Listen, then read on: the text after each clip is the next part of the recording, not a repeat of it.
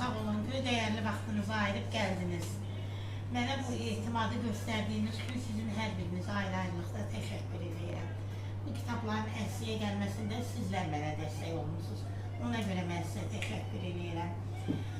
Nübar xanım, mən sizə təşəkkür edirəm.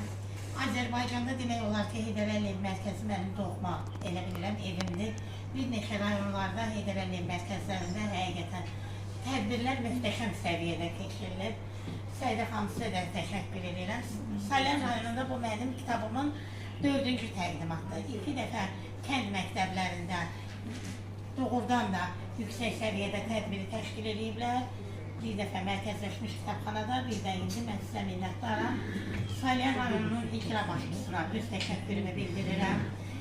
İcra aparatında işləyən bütün nümayəndələrin hər birinə təşəkkürümü bildirirəm ki, öz diqqət qayğılarını hər zaman ailələrdən ayrılırlar. Mənəvi diqqət qayğısını bizim üzərimizdən əski eləmirlər. Çox sağ olun, var olun. Mənim üçün doğrudan da sizlərin yanında 4 ilə yaxındır varam, amma hər dəfə çox çətin olur sizlərin yanında danışmaq. Özünüz bilirsiniz, mən də Qarabağlı qızıyam, Füzuli rayonundan. İşğaldan azad olunandan sonra ilk dəfə 3-4 gün bundan qabaq getmişim öz torpaqlarımıza. Nə yazıq ki, mən getdim, doğulub boya başa çatdığım evi tapa bilmədim. Apardılar məni məhəlləmizə, orada yaşayanlar var. Apardılar məni məhəlləmizə. Amma mən evimizin yerində nəinki mənim, ümumiyyətlə rayonumuzda daş üstündə qalmamışam. Mən hər dəfə o məhəllələrə aparırdılar məni, getdikcə deyirdim ki, Allah bilir buradan hansı şəhidin ayaq izi var. Görəsən, buradan hansı oğul qaçaraq gedib, hansı oğul əlində yükü ilə gedib, hansı oğul. Yəni, mənimlə gedən insanlara mən o qədər, yəni, bu oğullar haqqında məlumat verdim ki, ta Şuşaya qədər göstərirdim, hər dəfə deyirdim ki, bax, siz şəhərdə rahat yaşayanda o oğullar çiynlərində özləri ağırlığında yüklə bu qayalarda dırmaşıblar. Bu qayaların hər dağında, daşında oğulların ayaq izləri, əl izləri var. Allah məkanların cənnət eləsin. Yazdığım yazıların hər birini ürək, o qələmimi deyir, yazarlar həmişə deyirlər ki, qələmin mürəkkəbə batırıb yazıram. Mən yazılarımın hər birini ürəyimin qanına batırıb yazmışam, qələmimi deyərdim ki. Ola bilər ki, hansısa bir qüsurlar olub, texniki qüsurlar və yaxud nələr ola bilər. Yəni, bizdən asılı olmayan bir şeylər olur. Amma həqiqətən də hər oğulun haqqında yazanda hər sətirdə onunla bərabər mən yaşamışam. Hər sətirdə ana ilə bərabər ağlamışam, ana ilə bərabər bəlkə gülmüşəm. Birdən yazdığım cümlələrə ağlamışam, bir yazdığım cümləyə özüm də gülmüşəm ki, deməli bunun xəyalından bunlar keçirmiş. Nə bilim, xəyallar müxtəlifdir, arzular müxtəlifdir, arzular yarım qaldı deyərdim. Bizim bir yeni jurnalımız da var, yarım qalan ömür. Yəni, bu jurnalı biz ərsəyə gətirəndə nəzərə aldıq ki, bu oğulların ömürləri yarım qaldı, arzuları yarım qaldı. Amma ən böyük arzularına çatdılar. Azərbaycanımız bütövləşdi, Qarabağımız azad oldu əsarətdən. Əsir olan oğullarımızın, qızlarımızın qisasını bax, bu oğullar aldılar. Bu igid qəhrəman oğullar aldılar. Bu oğulların hər biri bizim üçün dəyərlidir. Zəfəri məhz bizə bu igid qəhrəman oğullar yaşatdılar. 30 ildən çox əsarətdə qalan torpaqları bu qəhrəman balalarımız zabitindən tutmuş, əskərinə qədər hamısı bir amal uğrunda, bir yumruq uğrunda birləşdilər, bu torpaqları bizlərə qaytardılar. Biz bugün həqiqətən qürur duyuruq, fəxr edirik bütün övladlarımızla. Burada bizim bir anamız var, o anamız heç vaxt danışmır, bir neçə dəfə tədbirlərdə olub. 30 ildən çoxdur yol gözləyir, Elçinin anası. Yəni, yol gözləyən anaların hər birinin qarşısında mən baş əyirəm ki, hər qapı döyüləndə fikirləşir ki, bəlkə gələn mənim balamdır. Bəlkə qapını döyən mənim oğlumdur. Bəlkə mənim oğlumdan bir xəbər var. Yəni, Sədaqət ana kimi analarımız bizim hələ də ki var. Yol gözləyən analar, Allahdan onlara da səbir diləyirəm. Analar, sizin qarşınızda mən nə danışım? Valla, mən sözümü qələmlə demişəm. İnşallah ki, güman edirəm ki, siz də yazdıqlarımı oxuyacaqsınız, hər biriniz.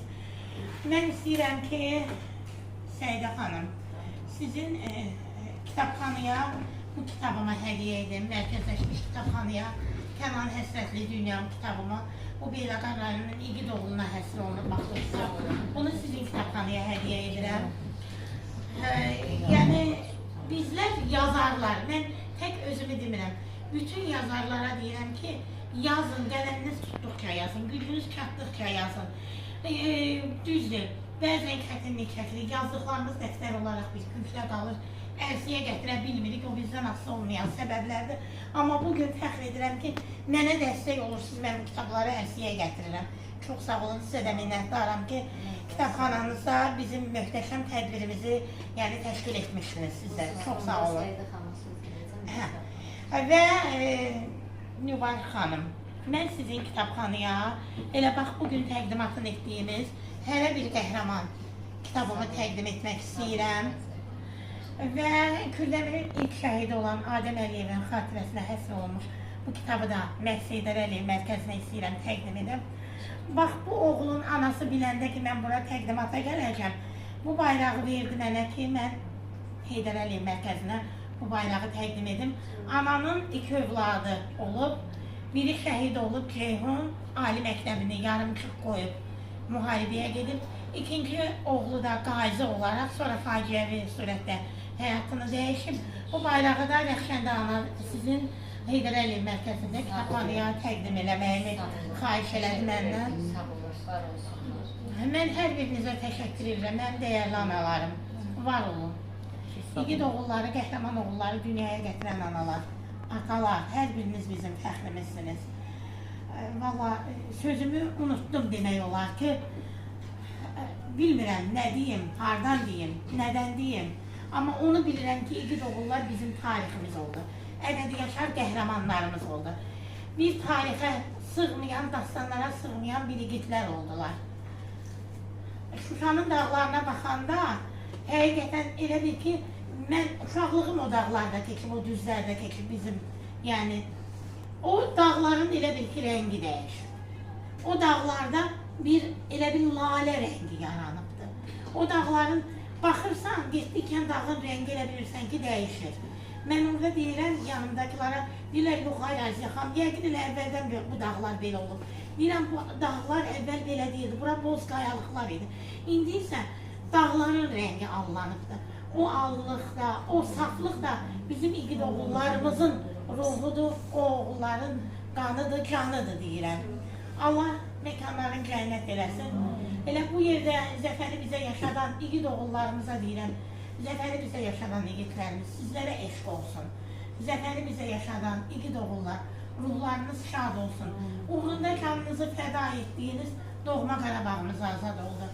Xankəndində, Xocalıda yüksəkli Azərbaycan bayrağı indi qürurla dalğalanır. Hər zamanda biz başımızı bundan sonra uca tutacağıq. Bu İgid qəhrəman oğulların sayəsində. Bizim İgid qəhrəman oğullara bir vicdan borcumuz var. Biz onların ruhu qarşısında baş əyirik. Hər birimizin də borcudur şəhid ailələrinin yanında olmaq, onlara mənəvi dəstək olmaq. Bu hər kəsin özünün içindən gələn vicdanı ilə olan bir borcdur. Onu versə borcu kimi bizə yükləmirlər. Bu bizim vicdani borcumuzdur deyə biz sizlərin yanındayıq.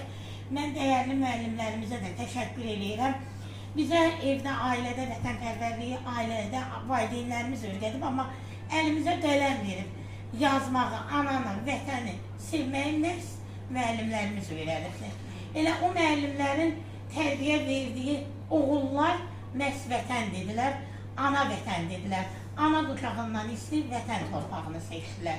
Vətən torpağında şəhidlik zirvəsinə ucaldılar, məqamları uca olsun. Bir daha hər birinizə təşəkkür edirəm, çox sağ olun, var olun, minnətdaram.